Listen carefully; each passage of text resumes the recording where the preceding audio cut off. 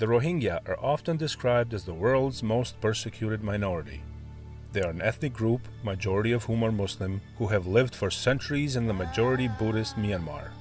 They are not considered one of the country's 135 official ethnic groups and have been denied citizenship in Myanmar since 1982, which has effectively rendered them stateless. Due to ongoing violence and persecution, hundreds of thousands of Rohingya have fled to neighboring countries, either by land or boat, over the course of many decades. Residents and activists have described scenes of troops firing indiscriminately at unarmed Rohingya men, women, and children.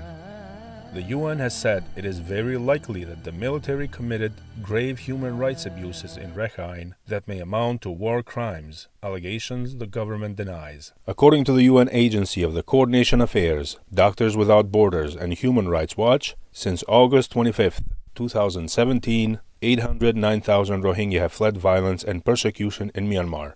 9,000 Rohingya have died, 288 villages have been destroyed, and 10,333 refugees on average have crossed into Bangladesh daily.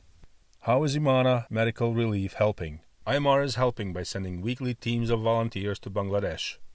IMR is sending its medical relief teams there under the umbrella of FEMA, Federation of Islamic Medical Associations, in coordination with local partners. Our volunteer doctors travel to Bangladesh to provide critically needed health care to the Rohingya refugees via mobile clinic outreach to the makeshift refugee camps.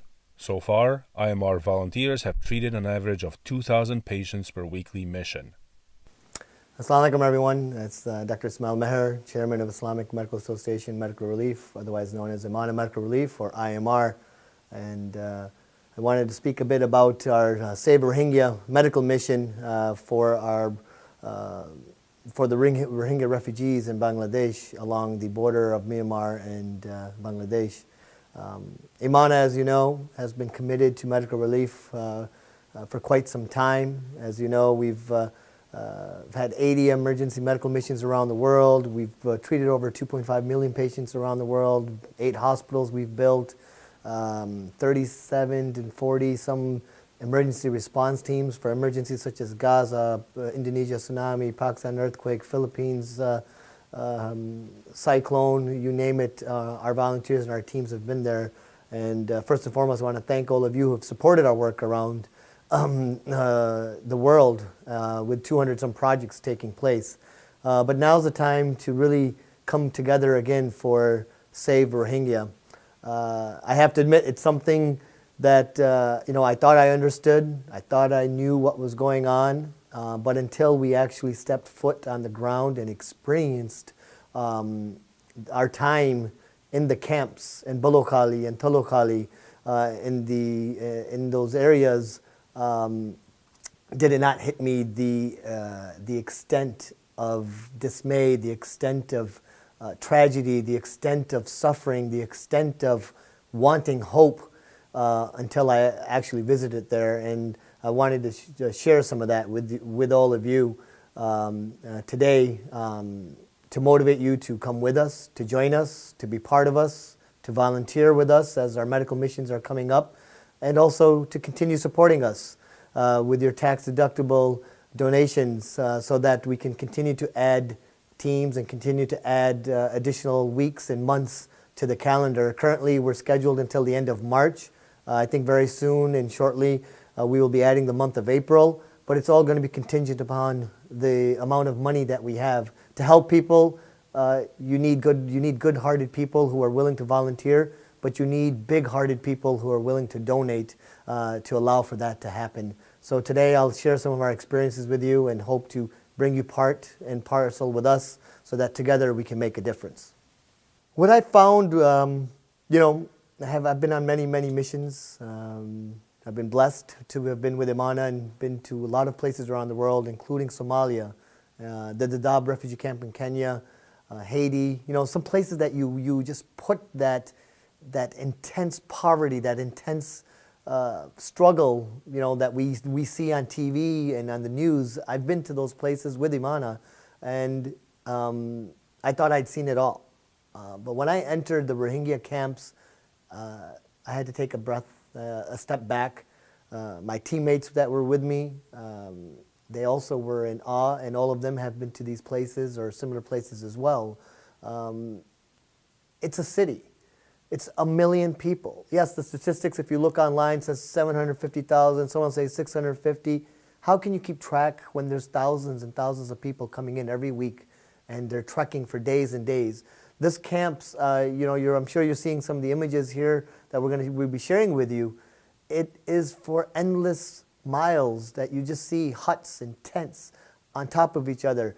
And you have children playing in sewage, and you have latrines, and fecal material and urine just runs out along your home, and inside you're going to be cooking and eating food.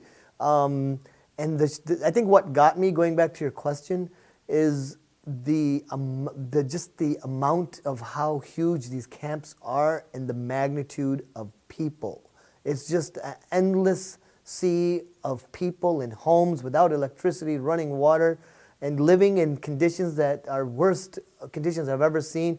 One of our recent volunteers I saw in social media, she was sharing her experience, and she's an animal lover, and she said this is a place that you wouldn't even want your animals to live in. I think what is always neglected in every single one of these crises that we have volunteered and have been part of, healthcare always is sort of forgotten because it's a special niche. And that's something that we've been blessed with, that Allah subhanahu wa ta'ala has blessed us with that knowledge, or the ability to obtain that knowledge and be physicians today. And that's what is forgotten in all these crises where millions or hundreds of thousands of people are displaced, is who can provide the health care. We're going to focus on health care because that is something that is so much needed. Inside deep in the camps, that there's children who are dying from just asthma, or children who are in respiratory distress and have diphtheria, and then there's adults who are cachectic and they have vitamin deficiencies and they have rickets. If those of you doctors understand what I'm talking about, and they're just so weak and frail. Alhamdulillah, we've been able to go deep in these camps, and we take care of the normal things that you see, the fevers, the coughs, the upper respiratory tract infections, and all those things. And then when I look at it, we're treating 400 patients a day, every single day in the camps. We're preventing these people from getting sicker, because once they cross that line, when you and I get sick, we take the antibiotics, we go see our doctor. If we're really sick, we get admitted. There's no returning when they cross that threshold of illness, and we're able to help them. But then every single day, there was 8 to 10 people who come in who had crossed that threshold. They were literally dying. They would not survive. And alhamdulillah, we were there. We were able to help them, to treat them, and then work with our partnerships on the ground and the ambulances that the donors have donated to funds for, and use those ambulances and then transfer them to the field hospitals. How can you help? Spread the word about the Rohingya refugees. Spread the word about the IMR efforts to help. Volunteer or donate today, and let's save lives together.